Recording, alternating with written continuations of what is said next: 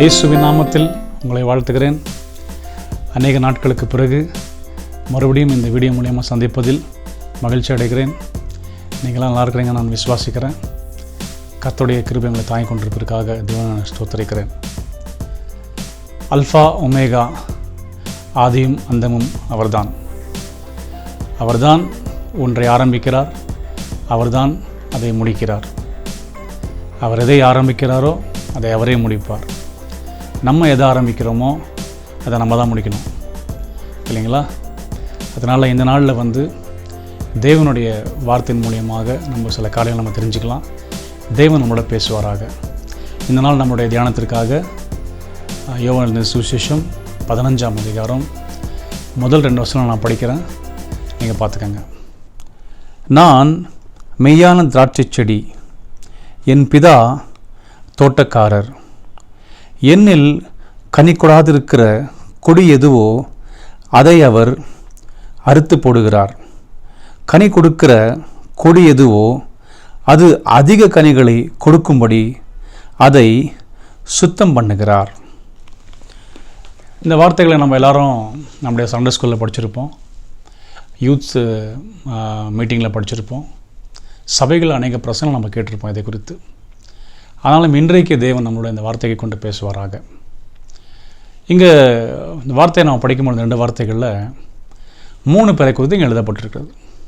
ஒன்று பிதா, இன்னொன்று இயேசு கிறிஸ்து, 3வது நம்ம எல்லாருமே பேசிக்கொண்டிருக்கிற நான், பார்த்துட்டுருக்கிற நீங்கள். நான் மேன திராட்சை செடின்னு சொல்கிறார் இயேசு சுவாமி. யாருக்கு சொல்கிறாருன்னா அவர் தான் திராட்சை செடி. யார்? இயேசு.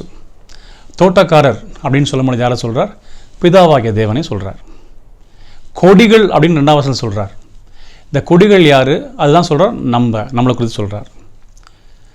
அப்போ இந்த 3 கேரக்டர் வச்சு இந்த வசனங்களை நமக்கு எழுதப்பட்டிருக்கிறது, தேவனாவே எழுதியிருக்கிறார். நம்ம இந்த கொடிகள் பார்த்திங்கனாக்கா, இந்த கொடிங்களுக்கு இருக்கிற ஒரு நல்ல ஒரு விஷயம் என்ன அப்படின்னு பார்த்திங்கனாக்கா, இந்த செடி எப்படி இருக்குமோ அப்படி தான் இந்த கொடியும் இருக்கும். செடிக்குள்ளே என்ன தன்மை இருக்குதோ, செடிக்குள்ளே என்ன விதமான சத்துவம் இருக்குதோ, செடிக்குள்ளே எந்த விதமான காரியங்கள் இருக்குதோ, அதுதான் கொடிக்குள்ளே அந்த கொடியின் மூலியமாக வருகிற பலனுக்குள்ளேயும் வந்திருக்கும். எந்த செடியிலையுமே அந்த செடியில் வர அந்த பலன் அந்த செடி எப்படி இருக்குமோ அப்படி தான் அந்த பலன் வரும். உதாரணத்துக்கு இப்போ நம்ம ஏதாவது ஒரு ஃப்ரூட் வாங்கணும்னு வச்சுக்கோங்க.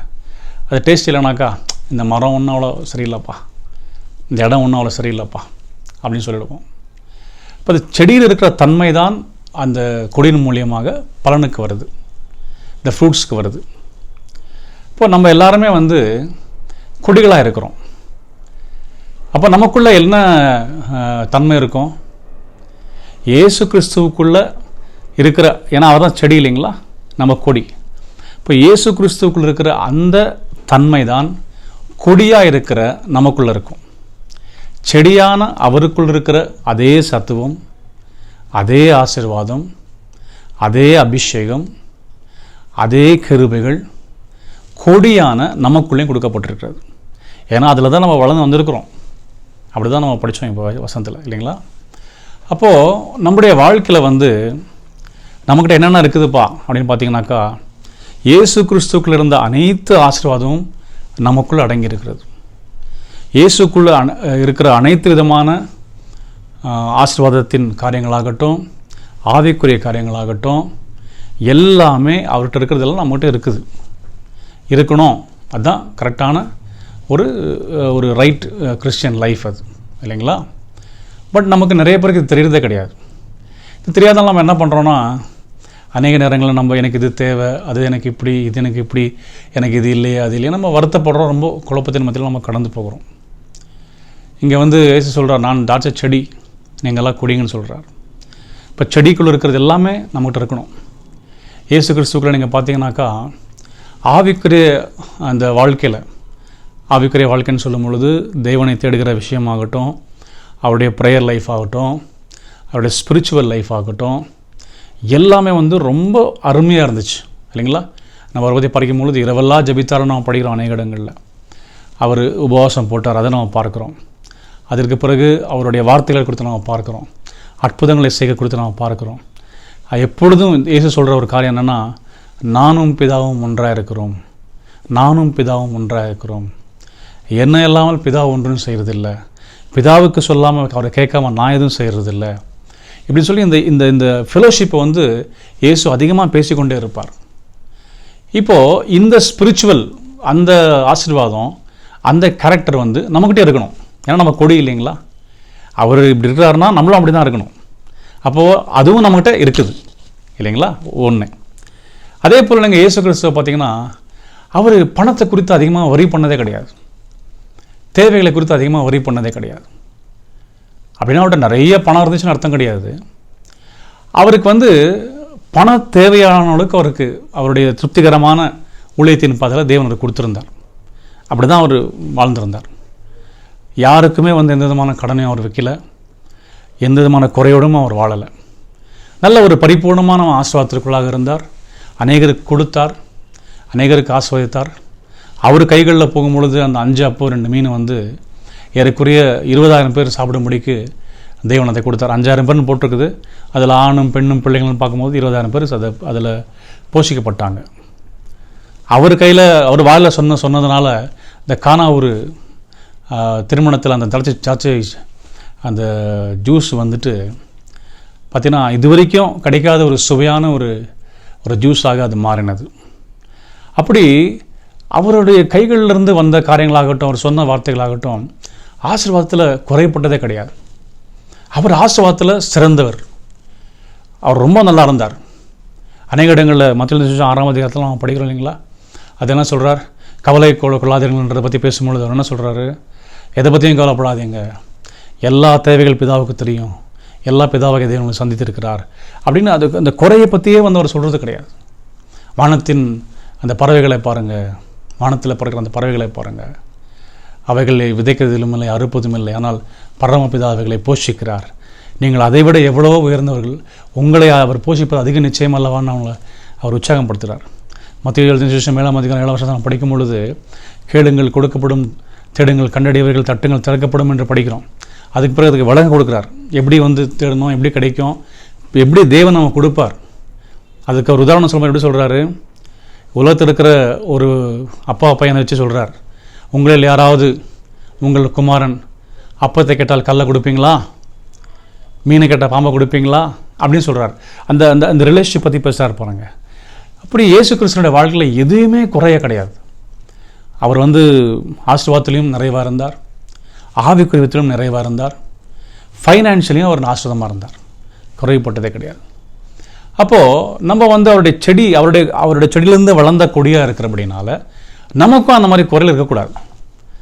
நமக்கும் ஸ்பிரிச்சுவலி நம்ம குறையாக இருக்கக்கூடாது, உலகத்தரமான வாழ்க்கை நம்ம குறை இருக்கக்கூடாது, ஃபைனான்ஷியலி நம்ம குறை இருக்கக்கூடாது.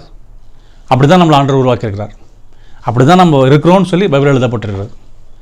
அப்படி இருந்தாலும் கூட நமக்குள்ள ஒரு கேள்வி என்னென்னா, அப்புறம் நான் எதுக்காக பாஸ்டர் இந்த மாதிரி ரொம்ப சஃபர் ஆகிறேன், எனக்கு மட்டும் ஏன் இந்த மாதிரி நிறைய கஷ்டம் வருது. எஸ்பெஷலி ஸ்பிரிச்சுவல்னு சொல்லும் பொழுது நம்ம எல்லோரும் ஈஸியாக போய் ஜெபம் பண்ணுறோன்னா போய் கலந்துக்குவோம், ஜபத்துக்கு ஒரு ஃபாஸ்டிங் ப்ரேயர்னால் போய் கலந்துக்குவோம், ஒரு மீட்டிங்னா போய் கலந்துக்குவோம், எல்லாத்தையும் நம்ம இன்வால்வ் ஆகும். ஆனால் இந்த வேர்ல்ட்லி பிளெஸ்ஸிங்னு வரும்பொழுது, இந்த ஃபைனான்ஷியல் பிளெஸ்ஸிங் வரும்பொழுது நமக்கு ஸ்ட்ரகிள் ஆகும். மாதம் நமக்கு ரெண்ட் பே பண்ணணும், நமக்கு லோன்ஸுங்க பே பண்ணணும், இஎம்ஐஸ் பே பண்ணணுமா இருக்குது. அண்ட் ஃபைனான்ஷியலி நம்ம பார்த்திங்கன்னா நம்முடைய சேலரிஸ் எல்லாம் ரொம்ப கம்மியாக இருக்கும், அதில் நம்ம ஸ்ட்ரகிள் பண்ணியிருப்போம். நம்மளை விட ஒரு ஒழுங்காக வேலை செய்யாத ஒருத்தன், மோசம் பண்ணி ஏமாற்றி பொசிஷன்களை பிடிச்சிருக்கிற ஒருத்தன், வேலை தெரியாத ஒருத்தன், நாலேஜில் வந்து ரொம்ப மைனஸாக இருக்கிற ஒருத்தன் நல்லா இருப்பான். நமக்கு பார்த்தா ரொம்ப கவலையாக இருக்கும், நான் ஆண்டுடைய பிள்ளையாச்சு, நான் ஆண்டுக்காக நிற்கிறேன், எனக்கு மட்டும் இந்த மாதிரி ஏன் நடக்குது அப்படின்னு நம்ம ரொம்ப வருத்தப்படுறது நம்ம அதிகமாக இருக்குது. ஸ்பிரிச்சுவலி நம்ம ப்ரேயர் பண்ணுறோம், எல்லாம் பண்ணுறோம், ஓகே.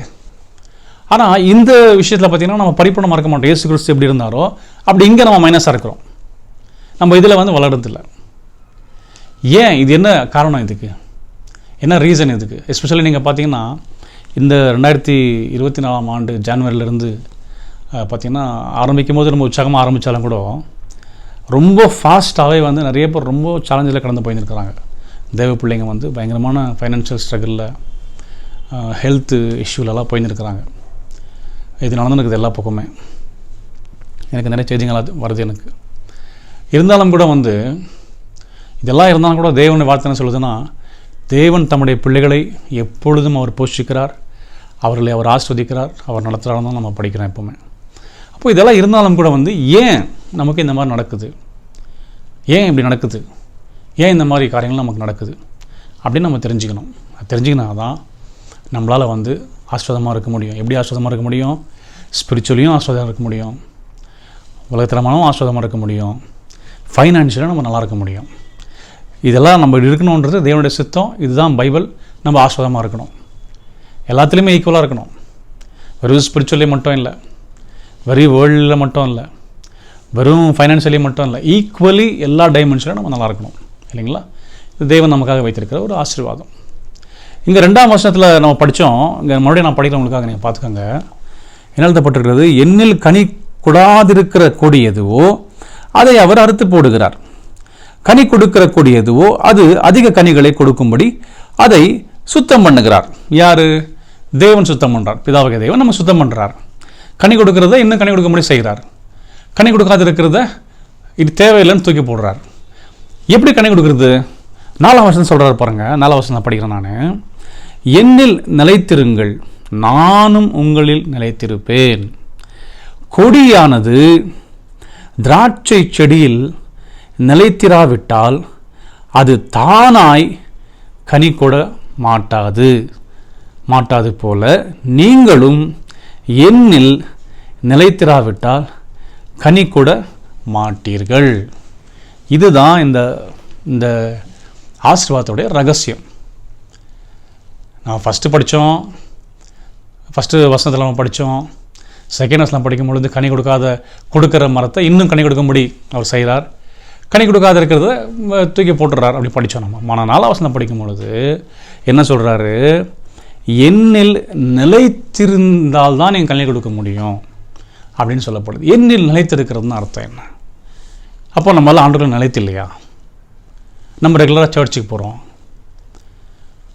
விடாமல் நம்ம கரெக்டாக தேவனை ஆராதிக்கிறோம், தேவனை நம்ம துதிக்கிறோம், அவருக்காக நம்ம வைராக்கியமாக இருக்கிறோம், எல்லாமே செய்கிறோம். இப்போ நம்ம நிலைத்து இல்லையா ஆண்டுக்குள்ள?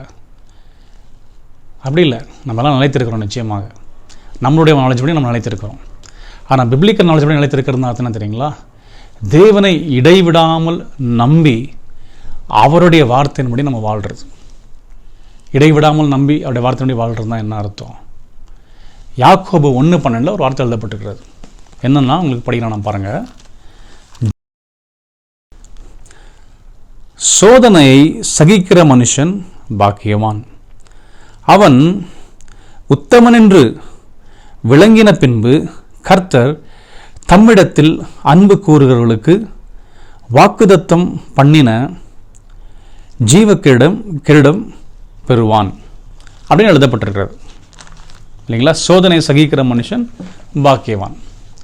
நம்முடைய வாழ்க்கையில் இந்த சோதனை ஒன்று இருக்குது பார்த்தீங்களா? ஒரு பீரியட், அது ஒரு டைம். அது இதை சகிக்கும் பொழுது யார் ஒருத்தன் விசுவாசத்தில் உறுதியாக இருக்கிறானோ, யார் ஒருத்தன் பொறுமையாக இருக்கிறானோ, யார் ஒருத்தன் அதை எமோஷ்னலி ஹேண்டில் பண்ணாமல் தேவனுடைய வார்த்தையை கொண்டு ஹேண்டில் பண்ணி தன்னுடைய எமோஷன்ஸை எல்லாமே அந்த வார்த்தைக்குள்ளே கட்டுப்படுத்தி கர்த்தரனை ஆஸ்வதிப்பார், கர்த்தரனை உயர்த்துவார், கர்த்தரனை நடத்துவார், என்னை அழைத்தவர் உண்மை உள்ளவர், அவர் என்னை சாட்சியாக நிறுத்தி வைப்பார், நான் அவமானத்தில் போக என்னை விட மாட்டார், நான் இப்படிப்பட்ட வேதனைக்குள்ளே போக என்னை விட மாட்டார், எப்படியும் என்னை தூக்கி நிற்க வைக்குவார்னு சொல்லி உறுதியாய் நம்புகிறானோ, அந்த நம்பிக்கையை நிலைத்திருக்கிறானோ, அவன்தான் இந்த இயேசு கிறிஸ்துக்குள்ள இருந்த ஆசீர்வாதத்தை எல்லாம் பெற முடியும். ஏன் நிலைத்திருக்கணும்? அதில் சும்மா அப்படி போகிறது கிடையாது. நிலைத்திருக்கிறதுன்னு அர்த்தம் என்ன? உதாரணத்துக்கு நம்ம ஒரு ஆபிரகாமை குறித்து உங்களுக்கு எல்லாருக்குமே தெரியும். அந்த உதாரணம் நான் சொல்கிறது ஒன்றும் கிடையாது, எல்லாருக்குமே தெரிஞ்ச விஷயம் தான் இல்லைங்களா? ஈசாக்கை பற்றி ஆபிரகாமுக்கு ஆண்டவர் வாக்கு கொடுக்குறார். சரி, ஆண்டவர் ஆபிரகாம் சரி ஓகே ஆண்டவர் கொடுக்குறாருப்பா அப்படின்னு காத்திருந்தார். ஆண்டவர் கொடுத்துட்டார். ஈசாக்கு பிறக்கிறார். திடீர்னு ஒரு நாள் சொல்கிறார் ஆண்டவர், ஆபிரகாமே உன்னுடைய ஒரே மகன் அது சொல்கிறாருன்னா சொல்கிறான்னு ஏக புத்திரன் உன் நேசகுமாரன் அப்படிலாம் சொல்கிறார். ஆண்டரே சொல்கிறார் அப்படின்னு சொல்லிட்டு உன் செல்லப்பிள்ளை அப்படிலாம் சொல்கிறார். குழந்தை எனக்கு பலி கொடுத்துருப்பா அப்படி என்றார். எவ்வளோ வேதனையான விஷயம். அந்த பலி கொடுக்கறதுக்கு டைம் இருக்கு இல்லைங்களா, அந்த டைம் ஸ்பேன் இருக்குது பார்த்தீங்களா. ஆபிரகாமுடைய வாழ்க்கையிலே நான் என்ன நினைக்கிறேன்னா, அதுதான் மிகவும் கடினமான நேரம் நினைக்கிறேன் நான். அவருடைய வாழ்க்கையிலே அவர் பிறந்தலேருந்து அது வரைக்கும். ஏன்னா சொந்த மகன் கண் முன்னாடி இருக்கிறான்.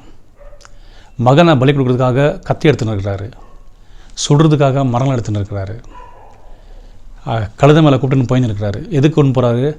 பலி தர்றதுக்காகவே போயின்னு இருக்கிறாரு. எதுக்கு பலி தர போயின்னு இருக்கிறாரு?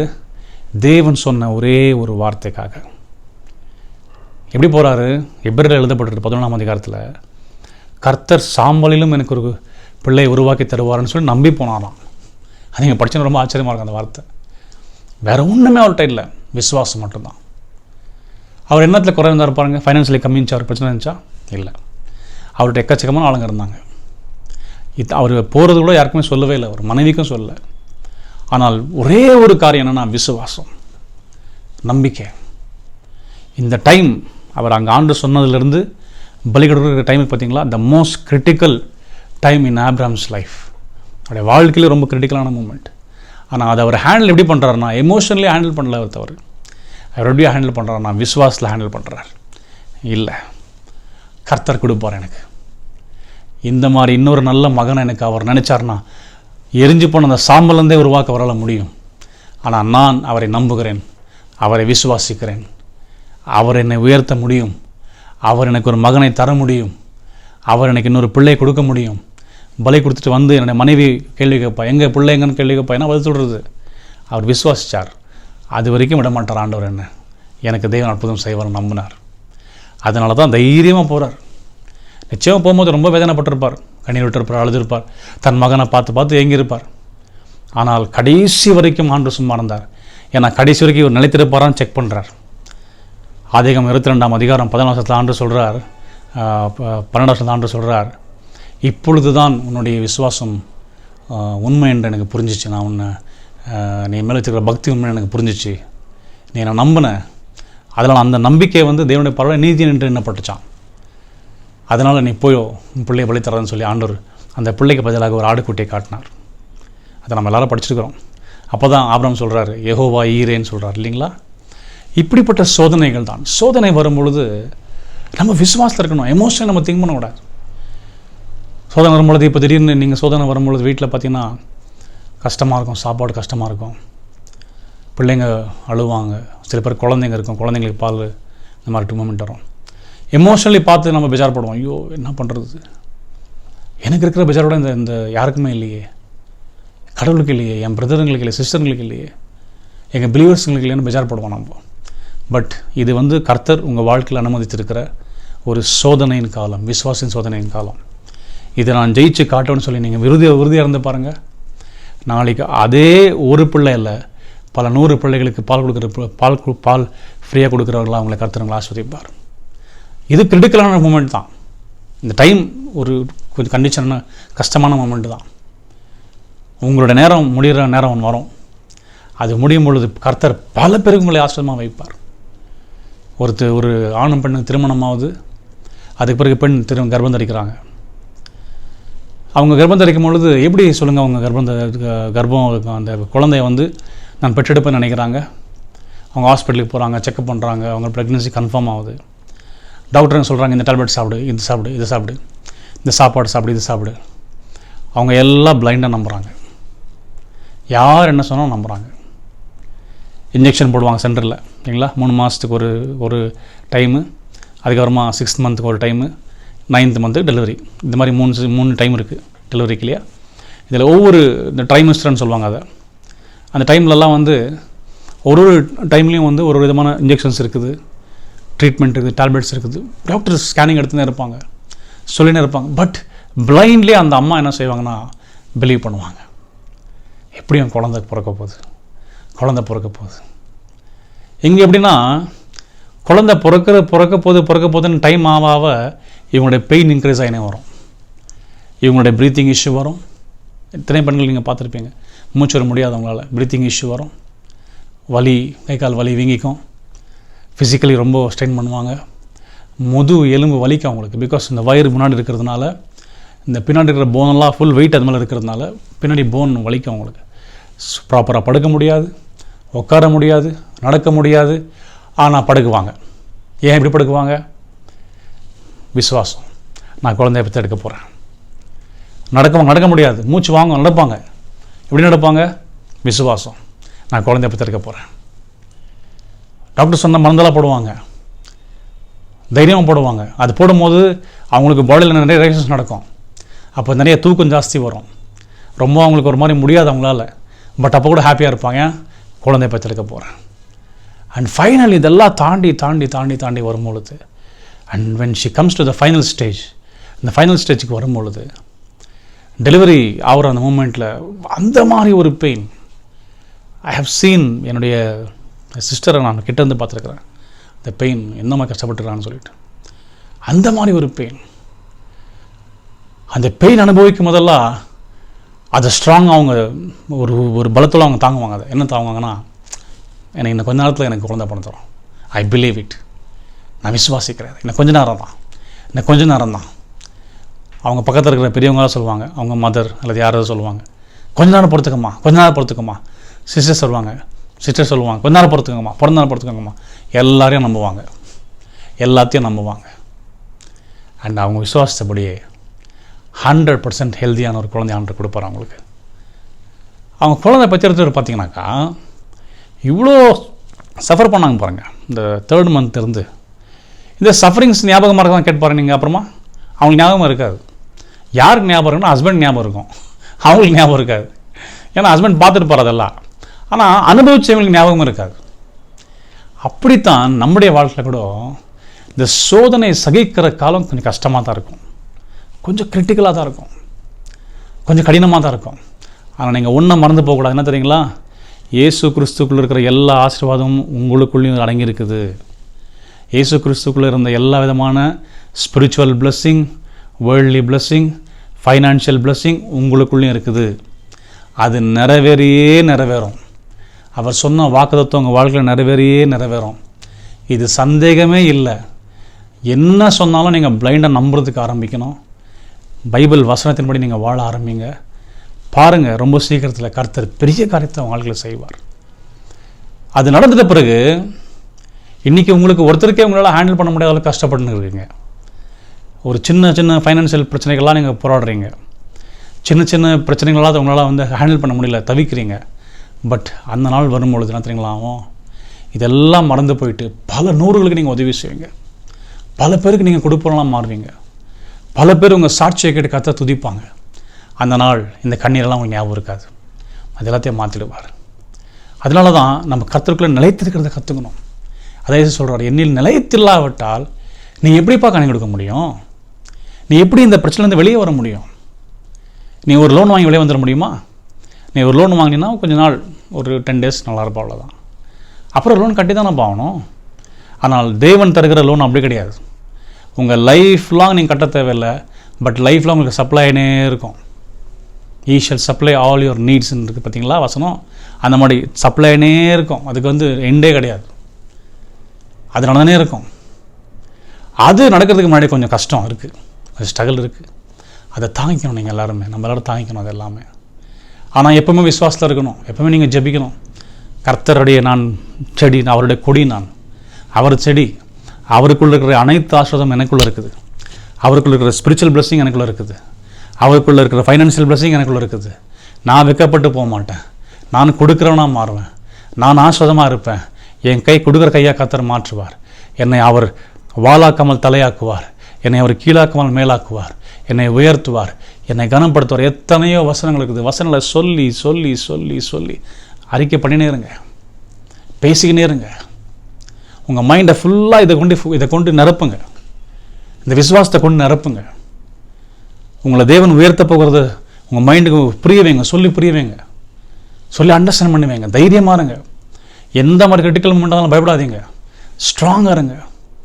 ஃபேஸ் பண்ணுறதுக்கு ரெடியாக இருங்க. ஆண்டு சொல்கிறார், பைபிள் எப்படி சொல்லப்படுது இயேசுவை பற்றி? அவர் யூதாவின் சிங்கம் அப்படின்னு சொல்லப்படுது இல்லையா? அப்போ அவருடைய பிள்ளைகள் இருக்கிற நம்ம கூட சிங்கம் மாதிரி அட்லீஸ்ட் கொஞ்சமாக இருக்கணும் தானே? எல்லாத்துக்கும் பயந்து உட்காந்து அழுந்துடக்கூடாது தானே? நம்ம சொந்து போகக்கூடாது தானே? தைரியமாக சிங்கமாக இருக்கணும். டென்ஷன் வரும், டென்ஷன் நிச்சயமாக வந்தாருக்கு வந்தே வரும். நம்ம எல்லாம் கொஞ்சம் இந்த உலகத்தில் இருக்கிற சாதாரண மனுஷர்கள் தான். டென்ஷன் வரட்டும், கொஞ்சம் நேரத்துக்கு தான் இருக்கணும் அது எல்லாமே. ஆனால் சிங்கத்தை போல் எப்பவுமே தைரியமாக இருங்க. வர்றது வரட்டும், கர்த்தர் பார்த்துக்கிறார். நான் இப்படி இருக்க போகிறதில்ல. Maybe my today is like this, but my tomorrow will be wonderful. It is a blessing அப்படி சொல்லி பேசினே இருங்க. கர்த்தர் ஆசீர்வதிப்பார். ஏன் தெரியுங்களா? நானாகட்டும் நீங்களாகட்டும் நம்ம எல்லாருமே அவருடைய செடியின் கொடிகள். அவரை போல தான் நம்ம இருந்தாகணும்.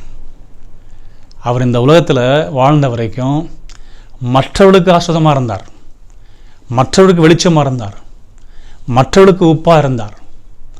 நம்மளும் இந்த உலகத்தில் வாழ்கிற வரைக்கும் மற்றவர்களுக்கு வெளிச்சமாக தான் இருப்போம், மற்றவர்களுக்கு உப்பாக இருப்போம், மற்றவர்களுக்கு வழிகாட்டி நம்ம தான். நீங்கள் தான், உங்களை கொண்டு தான் தேவன் அதை செய்வார். இது நீங்கள் நம்பலாம், யார் நம்புவாங்க சொல்லுங்கள்? இது எல்லாம் எங்கத்தில் நிற்குது? நம்பிக்கையில் தான் நிற்குது.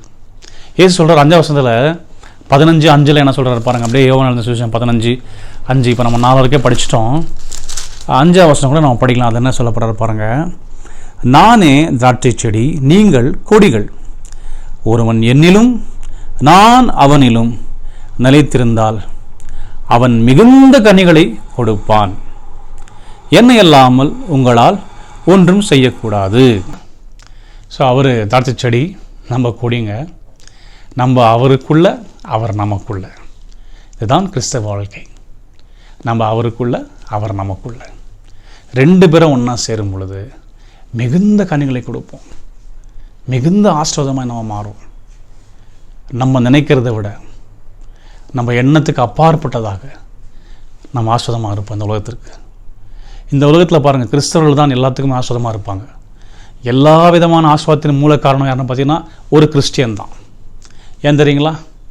ஏன்னா அவன் இயேசு கிறிஸ்து என்ற செடியினுடைய கொடி. அதனால் மட்டும்தான். நீங்களும் அவ்வளோதான். நீங்கள் தான் உங்கள் பகுதிக்கு ஆசீர்வாதம், உங்கள் ஸ்ட்ரீட்டுக்கு, உங்கள் ஏரியாவுக்கு, உங்கள் லேஅவுட்டுக்கு, உங்கள் சர்ச்சில் நீங்கள் தான் ஆசீர்வாதம். நம்ம இந்தியாவுக்கு ஆசீர்வாதம், நம்ம கர்நாடகாவுக்கு ஆசீர்வாதம், நம்ம இந்தியாவில் இருக்கிற ஒவ்வொரு ஸ்டேட்டுக்கும் ஆசீர்வாதம். ஏன் தெரியுங்களா?